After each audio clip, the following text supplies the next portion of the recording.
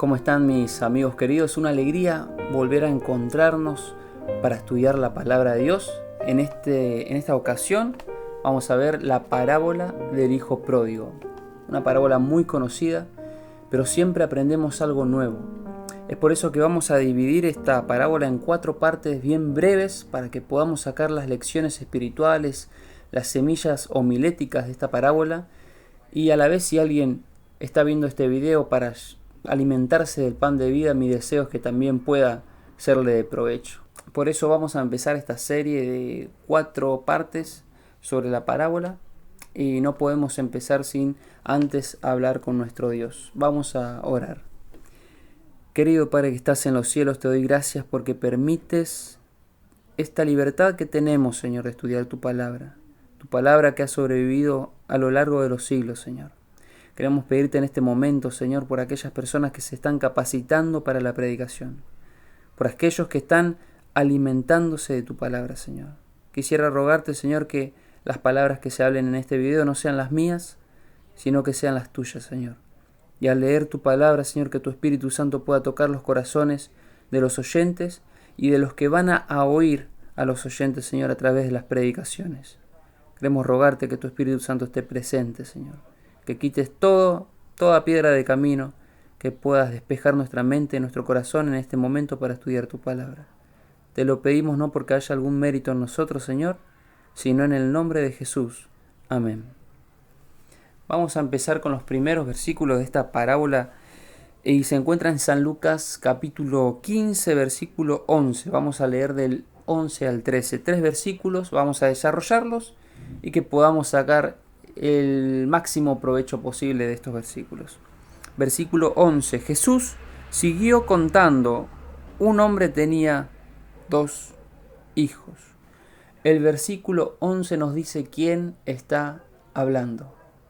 Por lo tanto, las palabras que vamos a leer a continuación no son de un profeta, no son de un escritor, no es alguien que escribe poemas, no es de un hombre común y corriente. Estamos hablando de Jesús, el Hijo de Dios que vino a este mundo y que cuando vino a este mundo estuvo enseñando. Y en una de esas enseñanzas habló esta parábola que se ve reflejada en la vida de millones de personas.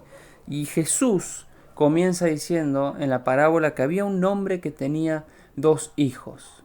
Este hombre en la parábola va a representar a Dios. Y esos 2 hijos van a representar a un hijo que está con Dios, está en la casa de Dios, y otro hijo que se va lejos de la presencia de Dios o lejos de la casa de Dios. En esta parábola vemos estos 3 personajes, y el personaje del cual vamos a estar hablando va a ser de ese hijo que se va de la presencia de Dios. Por lo tanto, cuando leemos esta parábola todos nos sentimos identificados, porque en algún momento seguramente vivimos lejos de Dios, o nos apartamos, o descuidamos nuestra relación con Dios. Y si eso no pasó, entonces también esa parábola es para nosotros, porque también habla de un hijo que está en la casa de Dios, y tenemos algo que aprender. Versículo 12. El menor dijo a su padre: Padre, dame la parte de los bienes que me corresponde. Y el padre dividió sus bienes entre los 2. El menor le dijo a su padre. Este hijo menor que estaba pidiendo los bienes, y yo les pregunto, ¿cuándo un hijo recibe los bienes del padre? Cuando el padre muere. Pero el padre no estaba muerto en la parábola. Este hijo, en lugar de decir, gracias Padre, porque me estás dando un lugar, porque me estás dando alimento, porque me estás protegiendo, me criaste, en vez de ser agradecido, estaba diciendo, Padre, dame, y no Padre, gracias. Por lo tanto, vemos a un hijo que no está reconociendo las bendiciones que tiene estando con su Padre. Porque cuando estamos con Dios muchas veces no vemos las bendiciones que nos rodean, las bendiciones que tenemos. Algunas que hoy consideramos sencillas, otros no las tienen. Y por ejemplo puede ser un trabajo. Tú estás trabajando y estás cansado y muchas veces no le das gracias a Dios. Pero es una bendición tener un trabajo, tener un sostén, tener un techo. ¿Cuántas personas no tienen un techo? ¿Cuántas personas viven alquilando y con la moneda justa pagando el alquiler porque no tienen un techo propio? o personas que están viviendo con otras personas sin tener la comodidad de tener una casa, un hogar. Tenemos que darle gracias a Dios. ¿Cuántas personas tienen salud, que es un motivo para darle gracias a Dios? Señor, gracias porque estoy bien, porque tengo manos, tengo ojos, puedo hablar, puedo caminar, puedo hacer, puedo vivir. Señor, gracias porque tengo dones. Señor, gracias porque cuidas de mi familia, porque están todas mis familias, tengo mis hijos, tengo mi esposa, tengo mis padres vivos. Señor, gracias por las bendiciones.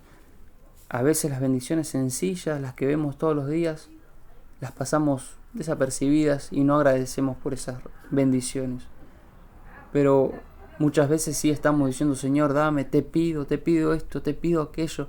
Pedimos más y más y no somos agradecidos con lo que tenemos. En primer lugar, hay que ser agradecido con Dios. Este hijo estaba pidiendo la parte que le corresponde.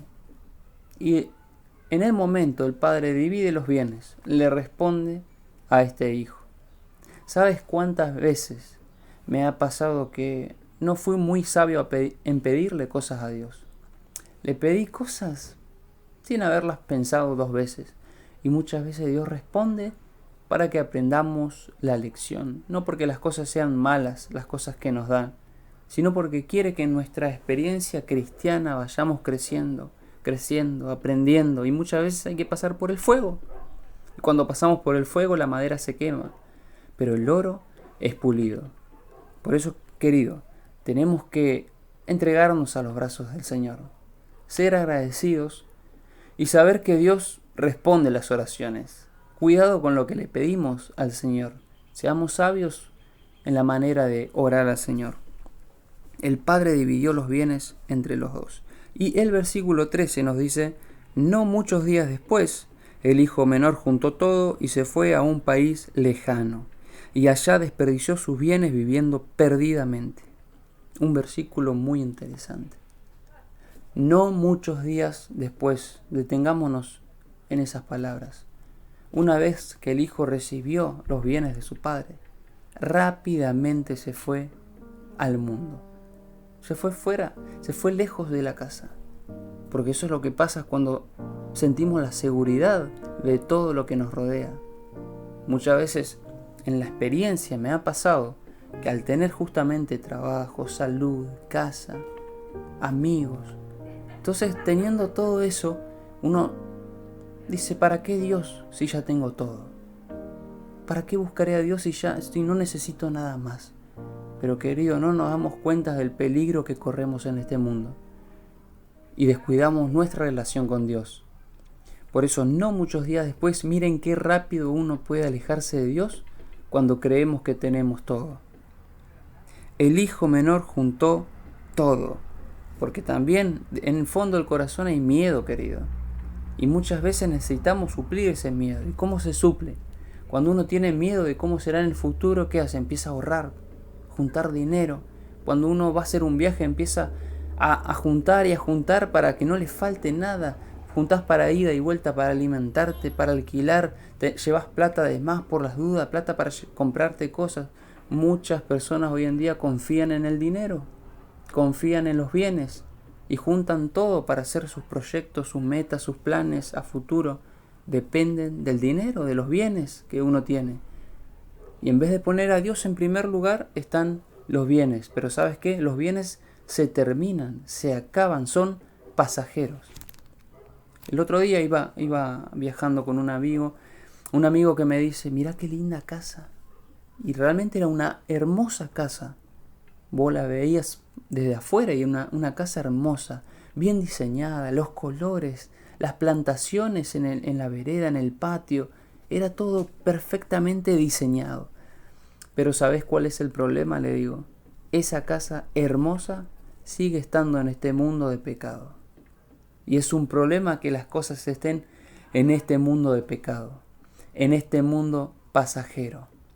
Por eso, querido, no importa cuántos bienes tengamos, estamos en este mundo de pecado y es peligroso, es pasajero todo lo que nos rodea. No confiemos en lo que nos rodea. Por más que juntemos todo eso se acaba porque el pan de esta tierra se acaba. y el corazón de los hombres sigue vacío.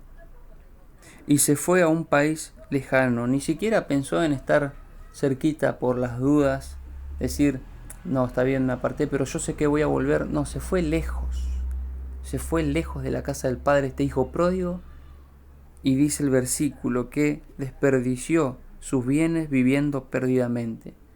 Esto nos dice algo interesante. Nuestros bienes pueden ser utilizados para bien o para mal.